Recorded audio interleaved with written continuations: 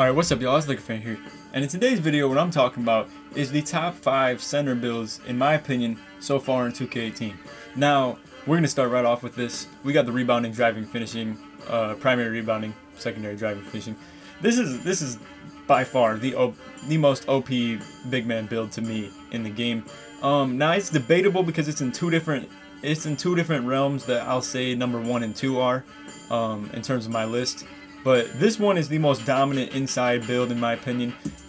Like a pure rebounder is almost worthless when you think about it as this. I would almost say the same thing when it compares to maybe a pure playmaker instead of doing a playmaker shot creator, because you're good already at doing things with this build. Look at this. Like when you max this build's rebounding out, it's only 2 lower, whereas you lose dunks, layups, you lose speed, you lose vert. You lose all. Oh, I guess you don't lose vert. I'm tripping. But you see what I'm saying though. You gain abilities and you barely lose abilities here. Now don't get me wrong. Brick Wall Hall of Fame is a nice build to have. Is a nice badge to have. Break Starter is a nice badge to have. But you think about it like this: you still keep Putback King, Hustle Rebounder. You gain Posterizer and Relentless Finisher and stuff like that. And then, like I said, you gain some more speed. You gain dunks and layups and stuff like that. And I just think this build is by far a better build.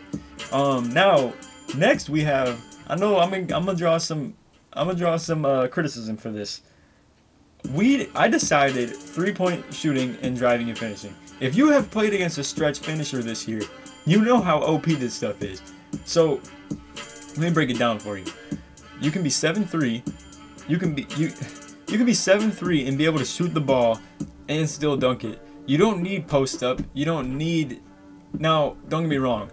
You need defense. Yes, you do need defense. But when it comes to blocks, rebounding, just stuff like post offense, I feel like that's something you can... Well, not necessarily post offense, but rebounding and blocks, those are things that you can control as a great player. You know what I mean? You can control that with no good rating.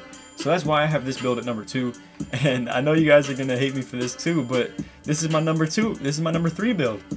Now you get Hall of Fame catch and shoot, Hall of Fame corner specialist, Hall of Fame pick and popper, then deep range Deadeye on gold, limitless range on gold. Now think about this.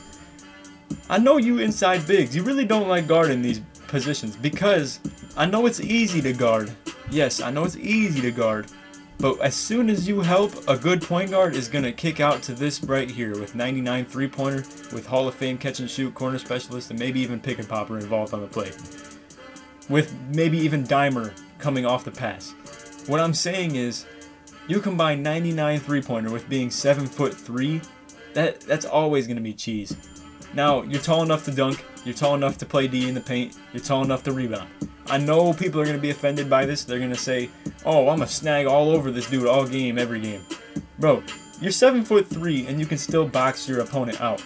Being 7'3" will allow you to rebound alone. Now you add in the fact that, yes, the ball control isn't the best. I think it's still way better than like any other build though. So I mean, that's something that's at least decent. The speed isn't great either. That's another thing you could knock it for. But again, it's like pure sharps too. Every good team needs shooters, man. Every good team needs shooters. So anyway, that's that build. Now next we have the most, probably the most OP 2s build right here. Now, I thought of this 2 different ways. You could reverse this however you want. You could do driving and finishing post score. You could do post scoring, driving and finishing. However, either way, you still have a very good brick wall. You have the ability to pick and roll like crazy, and you can still ISO. You can still ISO in the post as well. You could do all types of up and unders, drop steps, post spins, and you have a great finishing ability to your build as well. So that's a very simple topic right there. Not much more conversation really needed. So that's number 4 right there. And now for number 5, I just did defending with rebounding.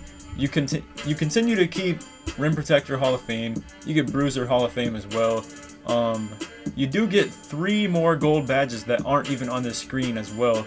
And look at everything on the bottom of the screen. You know, as a big, you necessarily don't need anything on the top of the screen because, like I said, with the stretch bigs, you don't need a great dunk rating to dunk the ball.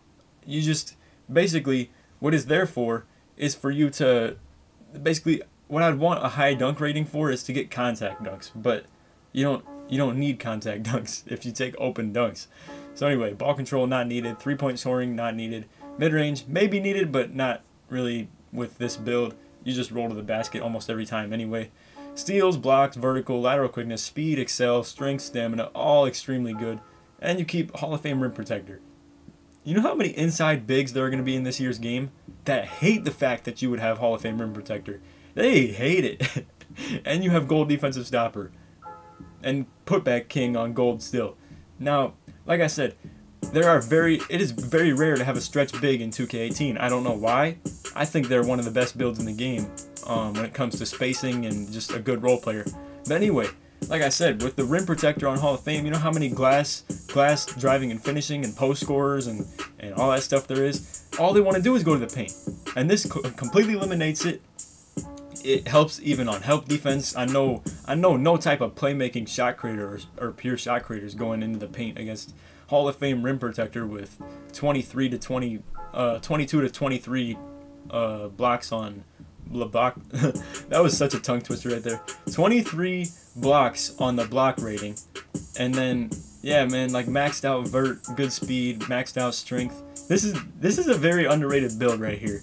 But anyway, I have this at number 5 just because it's not a very good offensive build. And when I say like, oh, the dunk rating doesn't really matter that much, it kind of does, because it makes it so you're so one-dimensional and you're not even very good at what you're one-dimensional at. However, there are 5 bars for improvement, so that's something. And everything that you're not supposed to be good at, it doesn't really require you to have to spend any more attribute caps on it. So like, oh, 3-point scoring. Well, at least I only have 1 bar. Yeah, I won't be able to shoot, but I don't really want to shoot anyway, is basically how I'd feel about that. Same with passing. You don't really, I mean, yeah, everybody needs a pass, but you don't necessarily need that as a upgrade. And yeah, everything that you should be good at goes up by a ton. So anyway, that's all for the video. I hope you guys enjoyed. If you did, leave a like, subscribe if you're new, all the good stuff. Check out some other videos. I did one on point guards with this video as well. I do bash tutorials, gameplays, mixtapes, all that stuff. So anyway, if you guys want to subscribe, check out some more content, feel free to. Other than that, hope you enjoyed. Take it easy, man. Peace.